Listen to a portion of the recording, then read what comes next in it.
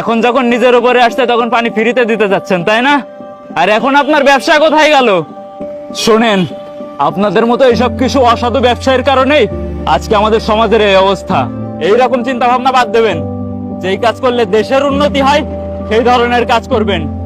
ভাই দেখলেন তো, মাথার ভিতর সবসময় ব্যবসায়িক চিন্তা ভাবনা রাখলে হয় না। বিপদ আমার, আপনার, এমনকি অন্য কারোর হতে পারে।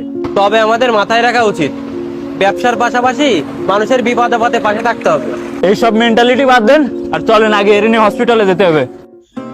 আমার এই ভিডিওটির সাথে মাইলস্টোন ট্র্যাজেডির কোনো মিল নেই, তবে আমি এই ভিডিওটি আমাদের দেশের সাধারণ মানুষদেরকে সচেতন করার জন্য তৈরি করেছি। আপনারা অবশ্যই লক্ষ্য করলে দেখবেন যে সমাজে কিছু এমন অসাধু ব্যবসায়ীরা রয়েছে যারা তো কখনো মানুষের উপকারে আসে না, এমনকি তারা সবসময় সময় খোঁজে যে কিভাবে নিজের ধন সম্পদ বৃদ্ধি করা যায়।